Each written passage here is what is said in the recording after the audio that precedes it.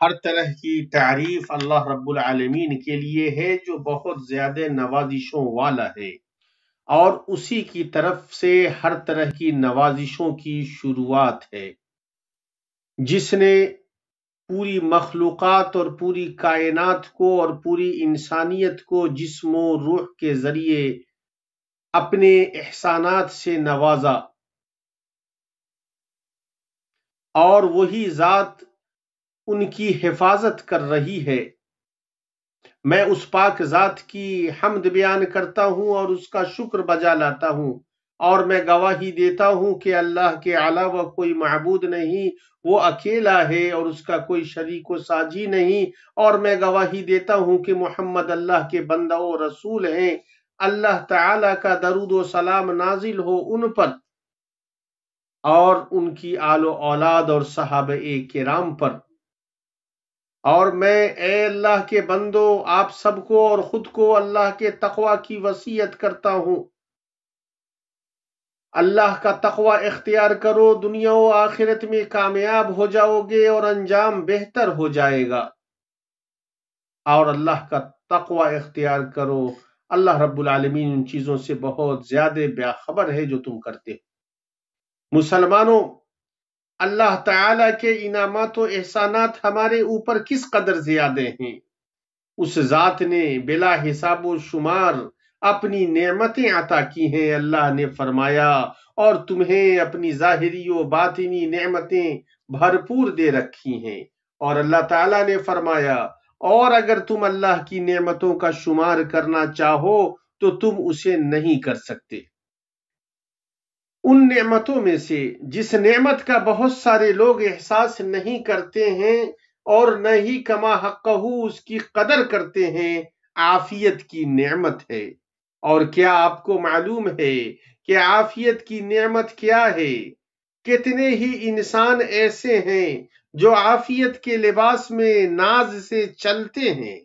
بھرپور نعمتوں سے محظوظ ہوتے ہیں، لیکن وہ اس ذات کا شکر ادا نہیں کرتے جس نے انہیں یہ نعمتیں عطا کی ہیں، بلکہ ان کے عطا کرنے والے کو ہی بھول جاتے ہیں۔ عافیت کی اہمیت کا ادراک صرف وہی شخص کرتا ہے جس نے اسے کھو دیا، اس لیے کہ جب تک عافیت ملی رہتی ہے انسان اس سے بے خبر رہتا ہے، اور جب وہ ختم ہو جاتی ہے تو اس کی لذت کا پتہ چلتا ہے اور اس کا لطف کھلتا ہے۔ حکمت کی باتوں میں کہا گیا ہے عافیت چھپا رستم ہے۔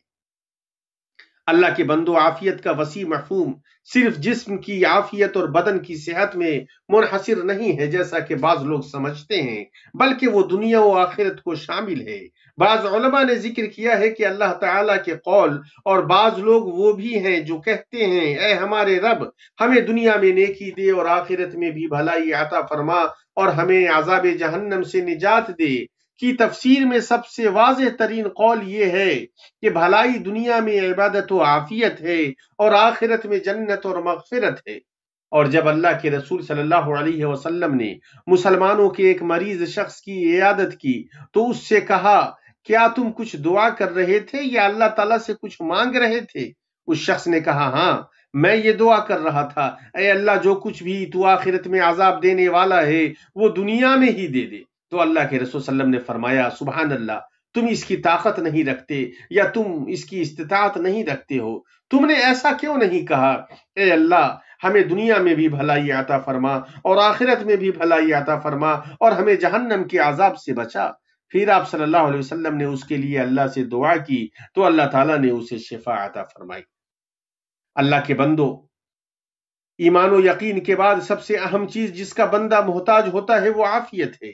کسی بھی حال میں اس سے بے نیازی نہیں ہے۔ عافیت بندہ پر اللہ کی عظیم ترین نعمتوں، اس کے غیر قدر احسانات اور اس کی بھرپور نوازشوں میں سے ہے۔ تو اس میں کوئی تعجب کی بات نہیں ہے کہ نبی کریم صلی اللہ علیہ وسلم اللہ تعالیٰ سے عافیت کا سوال کرتے تھے۔ آپ کی دعاؤں میں سے یہ تھا اے اللہ میرے کان اور آنکھ سے مجھے فائدہ پہنچا، یہاں تک کہ تو ان دونوں کو میرا وارث بنا دے، اور میرے دین اور جسم میں مجھے عافیت عطا فرما۔ نبی کریم صلی اللہ علیہ وسلم لوگوں کو عافیت مانگنے کا حکم دیتے تھے اور اس کی انہیں تلقین کرتے تھے۔ عباس ابن عبد المطلب رضی اللہ عنہ کی روایت ہے، وہ کہتے ہیں کہ میں نے کہا اے اللہ کے رسول مجھے کوئی ایسی چیز سکھا دیجئے جو میں اللہ سے مانگوں، تو آپ صلی اللہ علیہ وسلم نے فرمایا اللہ سے عافیت مانگو۔ پھر میں کچھ دن رک کر آیا اور میں نے کہا اے اللہ کے رسول مجھے کوئی ایسی چیز سکھا دیجئے جو میں اللہ سے مانگوں، تو آپ صلی اللہ علیہ وسلم نے مجھ سے کہا اے عباس، اے اللہ کے رسول کے چچا، اللہ تعالیٰ سے دنیا و آخرت میں عافیت مانگو،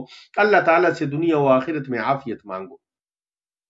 ابو بکر صدیق رضی اللہ عنہ کی روایت ہے کہ وہ ممبر پر کھڑے ہوئے اور رو پڑے اور فرمایا، اللہ کے رسول صلی اللہ علیہ وسلم پہلے سال ممبر پر کھڑے ہوئے اور رو پڑے، پھر فرمایا اللہ تعالیٰ سے معافی اور عافیت مانگو، اس لیے کہ کسی شخص کو ایمان کے بعد کوئی چیز عافیت سے زیادہ بہتر نہیں دی گئی، اور اللہ کے رسول صلی اللہ علیہ وسلم نے فرمایا اللہ تعالیٰ سے عافیت مانگو، اس لیے کہ عافیت سے زیادہ افضل کوئی چیز بندے کو نہیں دی گئی ہے۔ اللہ کے رسول صلی اللہ علیہ وسلم نے اپنی بیوی ام حبیبہ کو اپنے اس قول کے ذریعے رہنمائی فرمائی، اگر تم اللہ سے یہ مانگو کہ وہ تمہیں جہنم کے عذاب اور قبر کے عذاب سے عافیت دے تو یہ تمہارے لیے سب سے بہتر ہوگا۔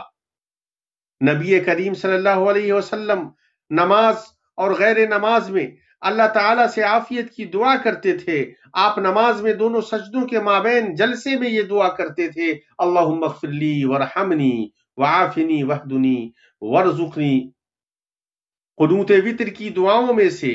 جنہیں اللہ کے نبی صلی اللہ علیہ وسلم نے حسن و حسین کو سکھایا، ایک دعا یہ تھی، اللہم اہدنی فیمن ہدیت وعافنی فیمن عافیت۔ ہر دن و رات اللہ تعالیٰ سے عافیت طلب کرنے کے سلسلے میں اللہ کے رسول صلی اللہ علیہ وسلم سے سنت ثابت ہے۔ عبداللہ ابن عمر رضی اللہ عنہما کی روایت ہے، وہ کہتے ہیں اللہ کے رسول صلی اللہ علیہ وسلم جب صبح و شام کرتے تو ان دعاؤں کو نہیں چھوڑتے،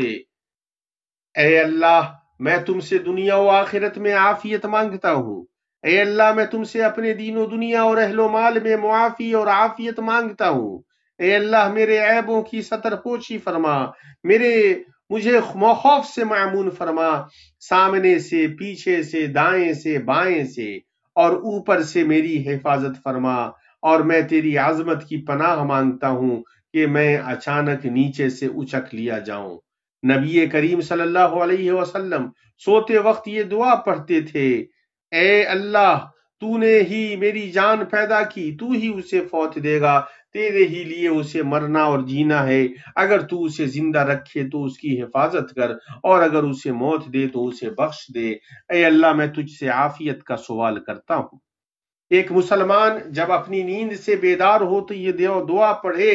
ہر طرح کی تعریف اللہ تعالیٰ کے لیے ہے جس نے میری روح مجھ میں لوٹائی، میرے جسم میں مجھے عافیت عطا فرمائی اور اپنے ذکر کی مجھے اجازت عطا فرمائی۔ اسی طرح مردوں کے لیے بھی عافیت کی دعا کرنا مسنون ہے۔ مردوں پر نماز جنازہ میں آپ صلی اللہ علیہ وسلم کی دعاؤں میں سے یہ دعا تھی، اے اللہ اسے معاف فرما، اس پر رحم فرما، اسے عافیت عطا فرما اور اس سے درگزر فرما۔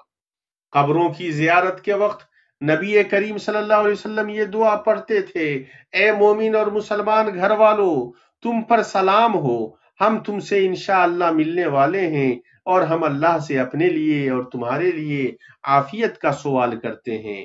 اور جس چیز سے اللہ کے رسول صلی اللہ علیہ وسلم نے پناہ مانگی وہ عافیت کا پھر جانا ہے۔ آپ صلی اللہ علیہ وسلم یہ دعا کرتے تھے، اے اللہ میں پناہ مانگتا ہوں تیری نعمت کے زائل ہونے سے اور تیری عافیت کے پلٹ جانے سے اور تیرے ناگہانی عذاب سے اور تیرے ہر طرح کی ناراضگی سے۔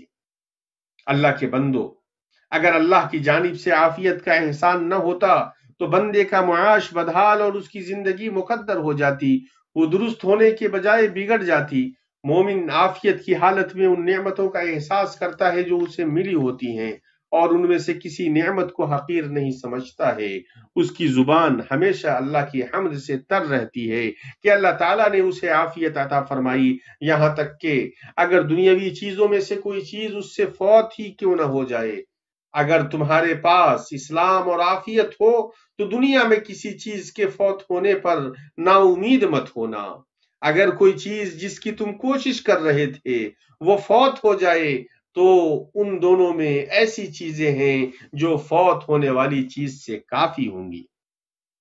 اللہ کے بندو، کبھی کبھی انسان سے عافیت چھین لی جاتی ہے اور وہ اس سے محروم کر دیا جاتا ہے، بدمزگی اور کمی اسے گدلا کر دیتی ہے، اور ایسا دو چیزوں میں ہوتا ہے۔ پہلا، دین میں شبہات یا شہوات کی وجہ سے۔ ابن القیم رحمہ اللہ نے کہا، دل کو دو بیماریاں لاحق ہوتی ہیں، وہ دونوں بیماریاں اسے پہنچتی ہیں، اگر وہ دونوں اس میں گر کر جائیں تو اس کی ہلاکت و موت ہے، اور وہ دونوں شہوتوں اور شبہات کا مرض ہے۔ یہ مخلوق کی بیماری کی جڑ ہے، سوائے اس کے جسے اللہ تعالی عافیت عطا فرما دے۔ دوسری چیز جس میں عافیت سلب کر لی جاتی ہے یا اس میں کمی واقع ہوتی ہے، وہ دنیا ہے، جسمانی مرض کی وجہ سے، جیسا کہ نبی کریم صلی اللہ علیہ وسلم کے اس قول سے پتہ چلتا ہے، تم میں سے جس نے بھی اس حال میں صبح کی کہ وہ اپنے گھر میں امن سے ہو اور جسمانی لحاظ سے بالکل تندرست ہو اور اس کے پاس دن بھر کی روزی موجود ہو، تو گویا اس کے لیے پوری دنیا سمیٹ دی گئی۔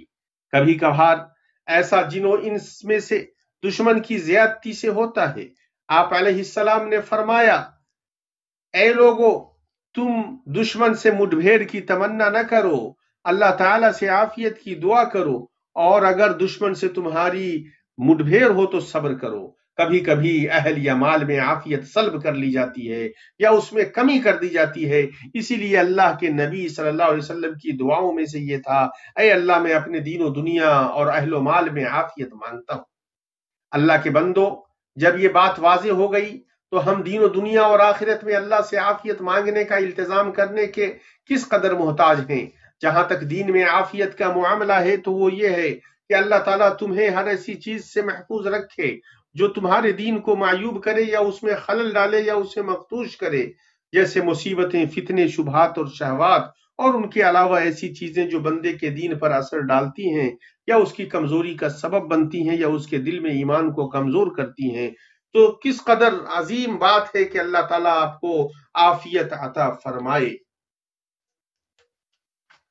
اور ان امراض سے آپ کو محفوظ رکھے اور انہیں آپ سے دور رکھے۔ جہاں تک دنیا میں عافیت کی بات ہے تو اللہ تعالیٰ آپ کو عافیت عطا فرمائے اور ان تمام چیزوں سے محفوظ رکھے جو دنیاوی زندگی کو مقدر کرتی ہیں، جیسے فکر، ملال، غم، آفتیں، بیماریاں اور امراض۔ جہاں تک آخرت میں عافیت کا سوال ہے تو وہ یہ ہے کہ اللہ تعالیٰ آپ کو اس کے فتنے، اس کے عذاب اور اس کی آگ سے عافیت عطا فرمائے اور اس کی خوفناکیوں اور سختیوں سے آپ کو نجات دے۔ میں اپنی یہ باتیں کہتا ہوں اور اللہ تعالیٰ سے اپنے لیے اور آپ تمام لوگوں کے لیے مغفرت طلب کرتا ہوں۔ آپ اس سے مغفرت طلب کریں، یقیناً وہ بہت زیادہ مغفرت کرنے اور رحم کرنے والا ہے۔ ہر طرح کی تعریف اللہ تعالی کے لیے ہے جو جلال و اکرام والا ہے، اور میں گواہی دیتا ہوں کہ اللہ کے علاوہ کوئی معبود نہیں، وہ اکیلا ہے، اس کا کوئی شریک و ساجی نہیں، اور میں گواہی دیتا ہوں کہ ہمارے سردار و نبی محمد اللہ کے بندہ و رسول ہیں، مخلوقات میں سب سے بہتر ہیں۔ اللہ تعالیٰ کا درود و سلام نازل ہو ان پر، ان کی آل و اولاد اور صحابہ کرام پر، اور بہت زیادہ سلامتی نازل ہو۔ اما بعد، اللہ کے بندو، جسے اللہ تعالیٰ نے عافیت عطا فرمائی وہ نجات پایا، اسے فلاح ملی، وہ خوش نصیب اور کامیاب ہوا، اور جو دائمی عافیت و سلامتی چاہتا ہے اسے اللہ عز و جل کا تقوی اختیار کرنا چاہیے، اور جس نے اللہ کا تقوی اختیار کیا اس نے عافیت کا لباس پہنا اور اس کا انجام بہتر ہوا۔ کچھ لوگ ایسے ہیں جن کے ہاں اللہ کا خوف نہیں ہے، ان کے نفس میں اس کی خشیت کمزور ہو چکی ہے، تو ان کے اعضاء رب کی معصیت اور اس کے حکم کی مخالفت کرنے سے نہیں رکتے۔ وہ اللہ کے ذریعے ان کی ستر پوشی کیے جانے اور مہلت دیے جانے سے دھوکہ میں رہتے ہیں، اور انہیں اس کی معصیت اچھی لگتی ہے۔ وہ لوگوں کے سامنے اپنی معصیت پر فخر کرتے ہیں، ہلاک کرنے والی چیزوں کو علانیہ انجام دیتے ہیں، ان کا اس طرح اعلان کرتے ہیں گویا کہ دوسروں کو ان کی طرف بلا رہے ہوں، تو اللہ تعالیٰ انہیں اس طرح سزا دیتا ہے کہ ان کا پردہ فاش کر دیتا ہے، ان سے ان کی عافیت کو ختم کر دیتا ہے۔ اللہ کے رسول صلی اللہ علیہ وسلم نے فرمایا، میری امت کا ہر شخص معاف کر دیا جائے گا سوائے اعلانیہ گناہ کرنے والوں کے۔ اعلانیہ گناہ یہ ہے کہ انسان رات میں کوئی گناہ کرتا ہے اور وہ اس حال میں صبح کرتا ہے کہ اللہ تعالیٰ اس کے گناہ پر پردہ پوشی کیے ہوا ہوتا ہے، لیکن وہ کہتا ہے، اے فلاں، میں نے گزشتہ رات ایسا ایسا کیا ہے، حالانکہ وہ رات اس حال میں گزارتا ہے کہ اللہ اس کی ستر پوشی کیے ہوا ہوتا ہے، لیکن وہ صبح کرتے ہی جس گناہ پر اللہ نے اس کی ستر پوشی کی ہوئی ہے اسے فاش کر دیتا ہے۔ کتنے ہی انسان ایسے ہیں جو مخلوق کے رب کو ناراض کرنے میں دنیاوی عافیت کی نعمتوں کو لگا دیتے ہیں، وہ اس طرح کے وہ اس چیز کو چھوڑ دیتے ہیں جس کا اللہ نے انہیں حکم دیا ہے، اس کے حدود کو تجاوز کرتے ہیں، اس کے معاصی کا ارتکاب کرتے ہیں۔ جب انہیں نماز کی طرف بلایا جاتا ہے تو وہ اس کے معاملے کو حقیر سمجھتے ہیں اور نماز ادا کرنے والوں میں سے نہیں ہوتے ہیں۔ جب انہیں اس چیز کے التزام کی دعوت دی جاتی ہے جو اللہ نے ان پر واجب کی ہے تو وہ اس سے منہ موڑ لیتے ہیں، تکبر کرتے ہیں، اور جو شخص ان کے ساتھ خیر خواہی کر رہا ہے اس پر نکیر کرتے ہیں۔ کتنے ہی ایسے لوگ ہیں کہ جب عافیت انہیں ڈھانک لیتی ہے تو ان کے دل میں آلام و مصائب کھٹکتے بھی نہیں۔ خواہش کی پیروی کرنے کے سلسلے میں ان کا معاملہ اس قدر بڑھ جاتا ہے کہ وہ مصیبت والوں کا مذاق اڑاتے ہیں، اس بات پر اللہ کی حمد نہیں کرتے کہ اللہ نے سلامتی اور عافیت عطا فرمائی۔ عیسیٰ علیہ السلام سے مروی ہے کہ انہوں نے حواریوں کو وصیت کرتے ہوئے کہا، لوگ دو قسم کے ہیں، ایک وہ جو عافیت میں ہیں اور دوسرا وہ جو مصیبت زدہ ہے، تو مصیبت میں مصیبت زدہ کی مدد کرو اور عافیت پر اللہ کی حمد کرو۔ ایسی صورت میں جبکہ ہم عافیت کے قلعے میں اطمینان کے ساتھ ہیں، ہم کس قدر اس بات کے محتاج ہیں کہ مصیبت نازل ہونے سے قبل خوشحالی کے وقت بیدار رہیں، ہوش مند رہیں، توبہ رجوع اور دعا کریں۔ عبدالعالی التیمی رحمہ اللہ نے کہا ہے، زیادہ سے زیادہ عافیت کی دعا کرو، اس لیے کہ مصیبت زدہ شخص گرچہ اس کی مصیبت سخت ہی کیوں نہ ہو جائے، وہ اس عافیت والے شخص سے زیادہ دعا کا محتاج نہیں ہے جو مصیبت سے معمون نہیں ہے، اس لیے کہ جو آج مصیبت زدہ ہیں وہ کل اہل عافیت میں سے تھے، آج کے بعد جو مصیبت زدہ ہوں گے وہ آج اہل عافیت میں سے ہیں۔ تو جو شخص اللہ کی معصیت پر طویل وقت تک قائم ہے وہ اس بات سے معمون نہیں ہو سکتا کہ اس کی باقی عمر میں اس کے لیے کوئی ایسی مصیبت باقی ہو جو اسے دنیا میں تھکا دے اور آخرت میں رسوا کر دے۔ ابن الجوزی رحمہ اللہ نے کہا ہے، نیک بخت وہ ہے جس نے اللہ کے لیے عاجزی اختیار کی اور عافیت کی دعا کی، اس لیے کہ عافیت علی الاطلاق نہیں دی جاتی، اس کے لیے آزمائش ضروری ہے۔ عقل مند انسان ہمیشہ عافیت مانگتا رہتا ہے تاکہ اپنے تمام حالات پر قابو پالے۔ انسان کو یہ بات جاننی چاہیے کہ اس کی پسندیدہ چیزوں کی بلا کدورت خالص ملنے کی کوئی گنجائش نہیں ہے، ایسی کوئی راہ نہیں ہے کہ صرف اسے اس کی پسندیدہ چیزیں ہی ملے، اس لیے کہ ہر گھونٹ میں اٹکن ہے اور ہر لقمے میں کانٹا ہے۔ حقیقت یہ ہے کہ صبر تقدیروں پر ہی ہوتا ہے، تقدیریں زیادہ تر نفس کے مراد کے خلاف ہی ہوتی ہیں، تو عقل مند انسان وہ ہے جو نفس کو اجر کے وعدہ اور معاملے کی آسانی کے ذریعے صبر پر ابھارے تاکہ آزمائش کا وقت بغیر شکایت کے گزر جائے، پھر وہ اللہ تعالیٰ سے عافیت کا سوال کرتے ہوئے اس سے مدد طلب کرے۔ مسلمانوں، حدیث میں آیا ہے کہ اسامہ بن زید رضی اللہ عنہ سے مروی ہے، وہ کہتے ہیں کہ میں نے کہا، اے اللہ کے رسول صلی اللہ علیہ وسلم، ہم آپ کو کسی مہینے میں اتنا روزہ رکھتے ہوئے نہیں دیکھا جتنا آپ شعبان میں روزہ رکھتے ہیں۔ تو آپ صلی اللہ علیہ وسلم نے فرمایا، یہ رجب اور رمضان کے مابین ایسا مہینہ ہے جس سے لوگ غافل رہتے ہیں، حالانکہ یہ ایسا مہینہ ہے جس میں اعمال رب العالمین کے پاس لے جائے جاتے ہیں، اور میں اس بات کو پسند کرتا ہوں کہ میرا عمل اس حالت میں لے جایا جائے کہ میں روزے سے رہوں۔ تو یہ شعبان کا مہینہ ہے جس میں نبی کریم صلی اللہ علیہ وسلم کثرت سے روزہ رکھتے تھے۔ اس کی علت آپ یہ بیان کرتے ہیں کہ لوگ اس سے غافل رہتے ہیں۔ اس میں ہمارے لیے اس بات کی ہدایت ہے کہ اس وقت تک جب تک لوگ غفلت برت رہے ہوں ہم اللہ تعالیٰ سے غفلت نہ برتیں۔ تو کتنے لوگ ایسے ہیں جنہوں نے اپنی زندگی کو ضائع کیا، اپنے وقت کو کھو دیا، ایسی چیزوں میں اپنی عمر کو لگانے میں کوتاہی کی جو اس کے رب سے قریب کریں، باوجود اس کے کہ اللہ تعالیٰ نے اسے نوازا، اسے نعمت دی، اسے حواس و قوہ عطا کیے، جسمانی عافیت سے بہراور کیا اور ان چیزوں سے محفوظ کیا جن سے دوسروں کو آزما